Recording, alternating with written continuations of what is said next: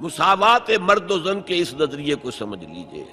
دوسرا نظریہ میں بتاؤں گا جو آج دنیا مغرب سے لے رہی ہے، وہ سراسر گمراہی ہے، سراسر گمراہی ہے، سراسر گمراہی۔ لیکن نیکیوں کے میدان کھولے ہوئے ہیں مردوں کے لیے، عورتوں کے لیے۔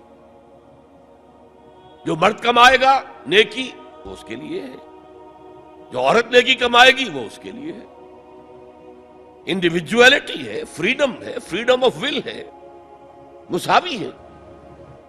اور اسی لیے میں نے یہ جو آیت ہے دیکھیے، اس میں 10 اوصاف میں مردوں عورتوں کو برابر برابر۔ عام طور پر قرآن کا اسلوب یہ نہیں ہے، اسے عربی میں کہتے ہیں برسبیل تغلیب۔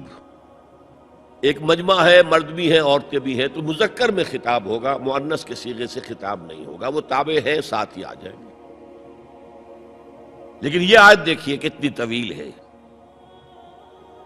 ان المسلمین والمسلمات، یقیناً فرما بردار مرد اور فرما بردار عورتیں، والمومنین والمومنات، اور صاحب ایمان مرد اور صاحب ایمان عورتیں، والقانتین والقانتات، اور فروتنی اختیار کرنے والے مرد اور فروختنی اختیار کرنے والی عورتیں، والصادقین والصادقات، اور سچ بولنے والے مرد اور سچ بولنے والی عورتیں، والصابرین والصابرات، اور صبر کرنے والے مرد اور صبر کرنے والی عورتیں، والخاشعین والخاشعات، اللہ کے سامنے جھکنے والے مرد اور جھکنے والی عورتیں، والمتصدقین والمتصدقات، صدقہ دینے والے مرد اور صدقہ دینے والی عورتیں، والصائمین والصائمات، اور روزہ رکھنے والے مرد اور روزہ رکھنے والی عورتیں، والحافظین فروجہم والحافظات، اور اپنی شرمگاہوں کی حفاظت کرنے والے مرد اور اپنی شرمگاہوں کی حفاظت کرنے والی عورتیں،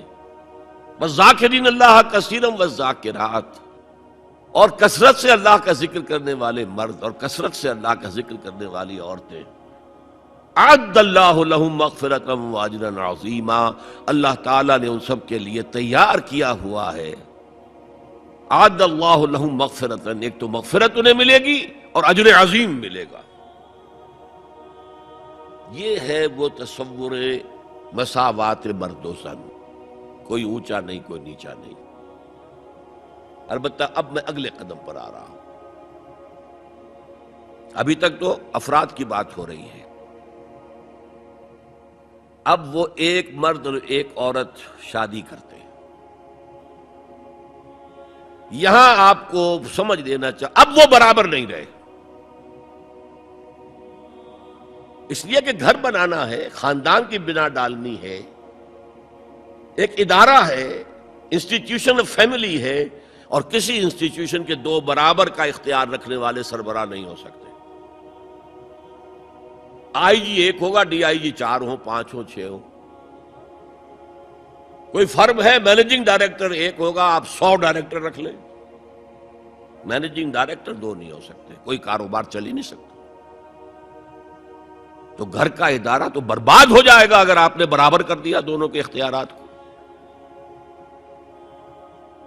آج اس کا مزہ چکھ رہا ہے یورپ اور ویسٹ اور امریکہ۔ خاندانی نظام ٹوٹ گیا، آج وہ شادی کرتے ہی نہیں، مرد شادی نہیں کرتے۔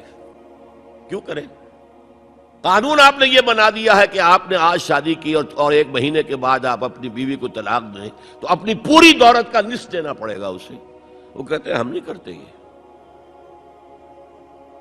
لیکن عورت کی تو ضرورت ہے نا، مرد کی ضرورت عورت ہے، لیکن عورت کی ضرورت بھی تو ہے مرد۔ مرد کہتا ہے آؤ میرے ساتھ رہو، کھاؤ پیو، میں شادی نہیں کروں گا۔ وہ یہ کہتے ہیں وی آر لیونگ ٹوگیدر، بس we are not married, we are living together. بچے بھی ہو رہے ہیں۔ یہ کلنٹن کا 3-4 سال پہلے صدر تھا وہ، تو اس کا جو آیا تھا state of the union address, سال میں 1 دفعہ وہاں کا صدر دیتا ہے، پوری قوم کو خطاب کرتا ہے، اس میں اس نے کہا تھا کہ عنقریب ہماری امریکی قوم کی اکثریت حرام زادوں پر مشتمل ہوگی۔ اس کے الفاظ حرام زادہ نہیں، اس نے کہا باسٹرڈ نہیں کہا، کیا کہا؟ Born without any wedlock, ماں باپ کے درمیان کوئی شادی کا بندھن ہے ہی نہیں اور بچے پیدا ہو رہے ہیں، یہی تو حرامی کہلاتے ہیں ہمارے ہاں۔ حرامزادہ کسے کہتے ہیں؟ اور یہودیوں نے حضرت مسیح کو کیوں کہا حرامزادہ؟